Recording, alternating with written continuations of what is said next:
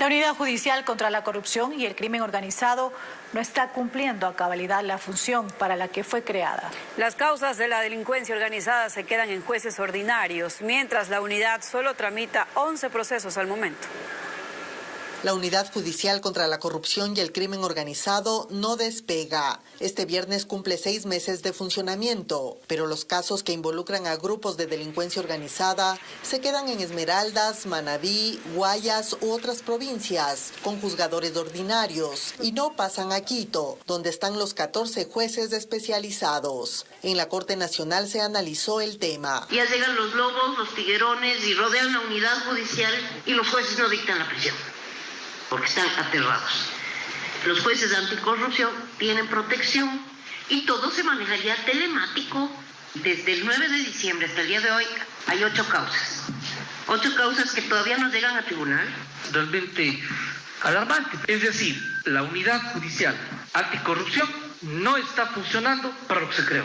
El último dato disponible da cuenta que en este primer semestre, la unidad solo tiene 11 causas en trámite relacionadas con la especialidad para la que fue creada. Las demás son acciones constitucionales, autorizaciones de actos urgentes u otras diligencias. Ante esta realidad, el Pleno de la Corte Nacional resolvió que los jueces ordinarios, que tienen procesos que le corresponde a la Unidad contra la Corrupción y el Crimen Organizado, deben inhibirse de conocer esas causas y remitirlas de inmediato.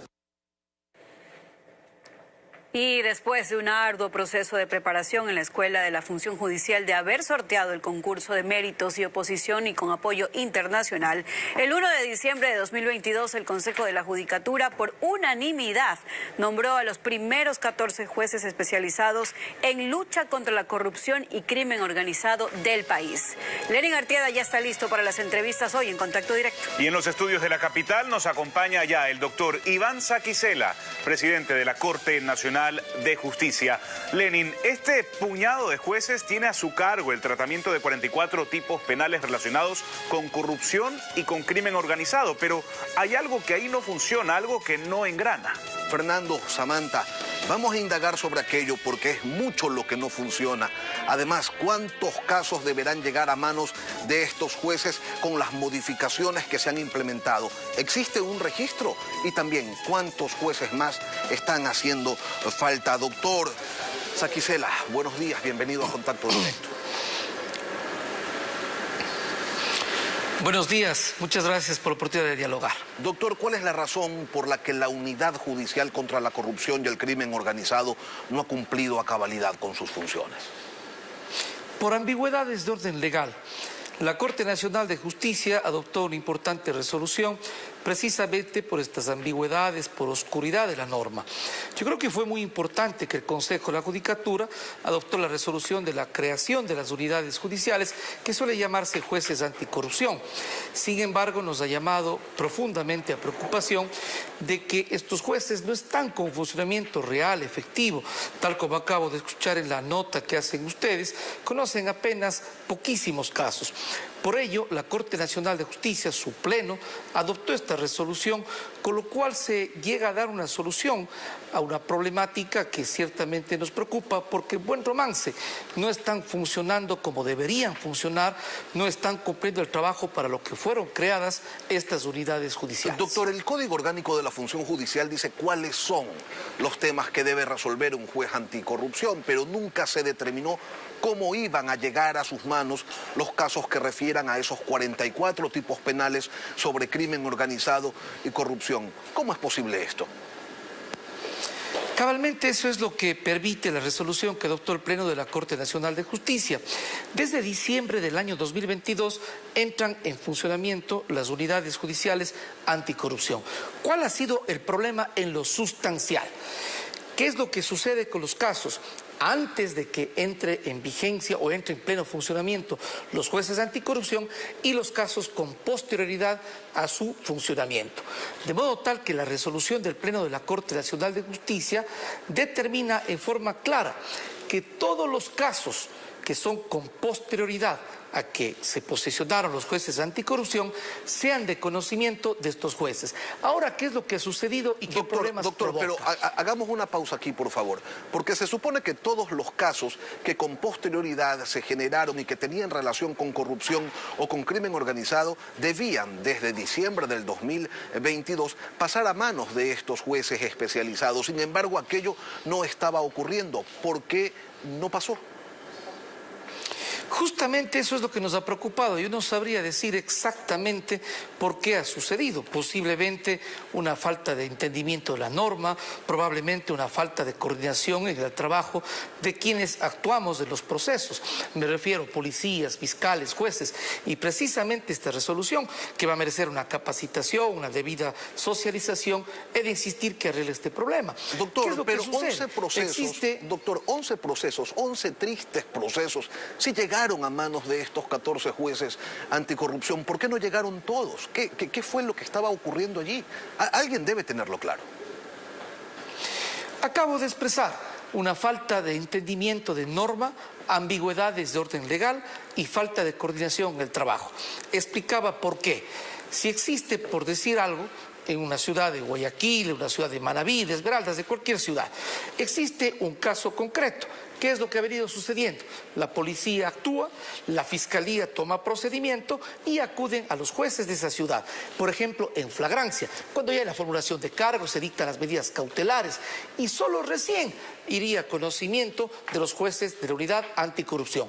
Ahora la resolución es clara y determinante en que detenciones, allanamientos, actos urgentes, formulación de cargos, medidas cautelares, absolutamente todo lo que tiene que ver con procesos penales, anticorrupción y crimen organizado son de competencia y exclusiva responsabilidad de esta unidad. Doctor. Algo más, ¿qué es lo que sucede con los casos antes y con posterioridad? Eso quería preguntarle, doctor, ¿qué pasa con los casos que refieren a crimen organizado, a temas de corrupción y que han venido siendo sustanciados, conocidos pues por jueces penales de distintas provincias? La resolución lo que llega a determinar es de que los procesos que han sido ya iniciados, los jueces tienen que inhibirse y por lo tanto pasará a conocimiento y resolución de los jueces anticorrupción, con excepción cuando ya exista una audiencia de juzgamiento. Esto obviamente para cuidar el debido proceso, ciertos principios, es decir, ya abocó conocimiento, el principio de inmediación, de concentración. Pero si es que todavía no existe audiencia de juzgamiento, hay la disposición en esta resolución de que los jueces deben inhibirse y pasar a conocimiento de esta unidad especializada. Precisamente, permítanme decirle que a nosotros nos ha preocupado. No es posible que se cree esta unidad judicial y tenga apenas 11 casos y que en buen romance los jueces en buena parte estén dedicados, por ejemplo, a acciones de protección, a garantías jurisdiccionales, que desde luego, de conformidad con la ley, pueden hacerlo. Pero ¿qué es lo relevante? ¿Qué es lo importante? ¿Para qué creó el Consejo de la Judicatura estas unidades? Para que exista una respuesta más efectiva en materia de crimen organizado y corrupción. Y eso es lo que hace esta decisión adoptada por el Pleno de la Corte Nacional de Justicia. Doctor. Lo que sí ciertamente es necesario indicar que se van a requerir más jueces. Por ventaja del concurso que realizó el Consejo de la Judicatura, existe un banco de elegibles y nosotros lo que pensamos es que el Consejo de la Judicatura de ese banco de elegibles debe nombrar más jueces, porque por ejemplo no estaban haciendo turnos. Doctor, aquí dos cosas. Primero, ¿cuántos jueces más se van a requerir y por qué se van a requerir más jueces? Es decir, ¿ustedes prevén que lleguen más casos a manos de los jueces anticorrupción? ¿Cuántos casos más? Yo creo que más de una centena de casos tienen que llegar necesariamente a esta unidad. Pero no hay claridad en la cantidad, doctor. No podemos tener una estadística porque depende de los delitos presuntos que se cometan, porque van a seguirse cometiendo. De otro lado, hay una estadística... Sí, pero de los cometidos sí se debería tener una estadística, ¿no? De diciembre del año pasado hasta ahora.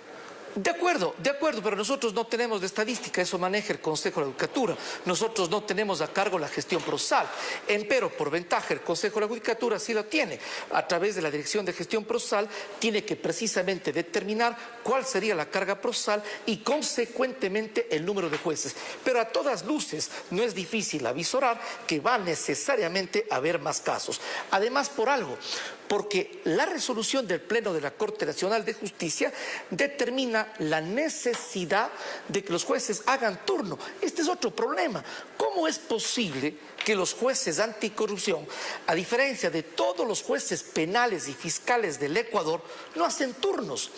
Ahora, la decisión del Pleno de la Corte Nacional obliga a que tengan que hacer turnos, desde luego de conformidad con la norma. El Consejo de la Judicatura debe normar, reglamentar, organizar el sistema de turnos. ¿Qué significa lo de turnos?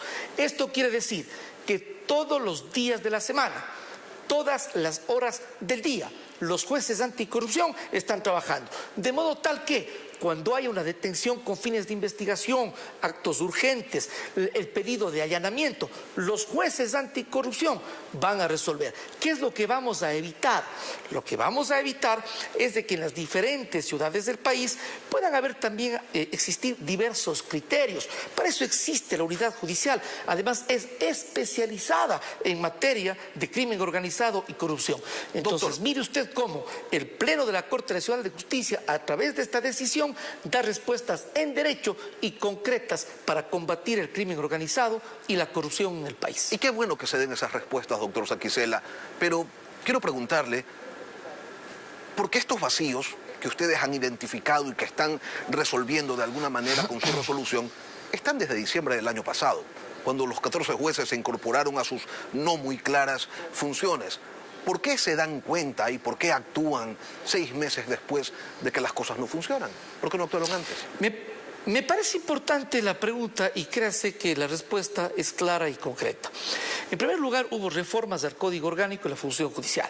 En segundo lugar, hubo 2 resoluciones, de ellos es la competencia del Consejo de la Judicatura, que crea las unidades, que determinó sobre la base de la ley la competencia y a partir de allí y en la praxis nosotros empezamos a dialogar con los jueces anticorrupción, incluso en la mesa interinstitucional de la seguridad que convocamos como Corte Nacional de Justicia, y allí en el diálogo con los jueces anticorrupción llegamos a identificar este problema.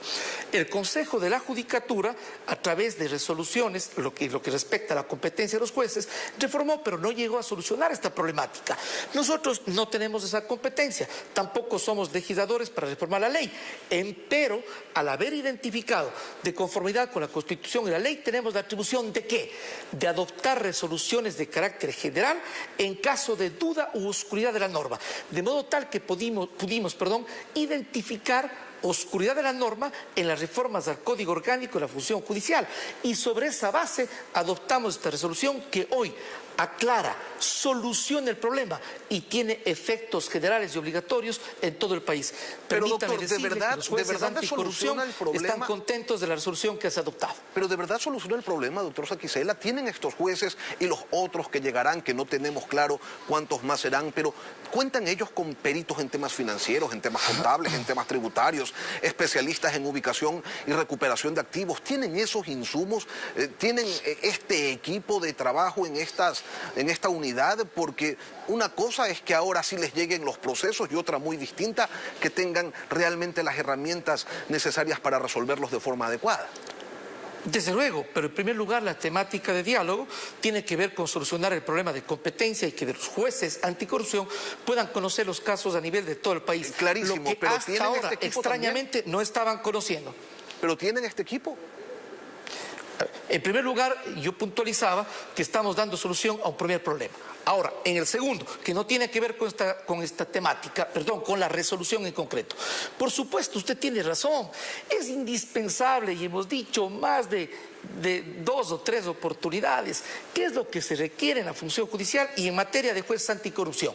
En efecto, el equipo técnico, el equipo profesional, el sistema de peritajes, los instrumentos tecnológicos y humanos para poder cumplir las funciones de los jueces. Qué bueno que usted lo plantee, porque mire usted, no se trata solamente de aspectos normativos. El sistema de justicia, para ser eficiente, eficaz, requiere los instrumentos. Por ello, me permito justamente solicitar que el Consejo de la Judicatura haga lo siguiente. 1, establezca el sistema de turnos. En segundo lugar, nombre más jueces anticorrupción con el respectivo personal, los insumos tecnológicos que requieren. Caso contrario, la norma solamente quedará en un enunciado y nosotros no queremos que quede en enunciado. Queremos un sistema de justicia eficaz, eficiente, que dé respuestas oportunas. No se diga en esta materia de crimen organizado y corrupción, que es una preocupación enorme del país. Pero obviamente estos últimos componentes de operar al sistema de justicia no corresponde a la Corte Nacional, corresponde al Consejo de la Judicatura, a quien exhortamos, pedimos y solicitamos que se lo haga a la brevedad posible. Doctor, brevemente, el general Paco Moncayo, asesor del gobierno en materia de seguridad, le dijo a Ecoavisa que unidades de contrainteligencia van a analizar a todas las funciones del Estado, incluidos jueces y fiscales. Una opinión breve sobre esto, por favor. Bueno, yo estuve en la sesión del Consejo de Seguridad Pública del Estado, en donde ciertamente es una información no reservada, se levantó la reserva, y existió una importante decisión, y cabalmente en materia de corrupción y crimen organizado, que tiene que ver con que el presidente de la República, a partir de la decisión del COSEPE, pueda adoptar algunas decisiones y gestiones en aras de hacer más efectiva el combate contra la corrupción. Entre otras cosas, lo que dijo el señor asesor en materia de seguridad, el general Paco Moncayo, incluso en materia de contrainteligencia. Precisamente la resolución del Pleno de la Corte Nacional coincide con el propósito general del Estado, es decir, de nuestra parte, en el ámbito jurídico del derecho, viabilizando a la lucha contra el crimen organizado y la corrupción desde un punto de vista jurídico y desde las competencias de la Corte Nacional de Justicia del Ecuador. Ivanza Quisela, presidente de la Corte Nacional de Justicia. Gracias, doctor, por acompañarnos hoy aquí. Gracias en a usted. Contacto Directo.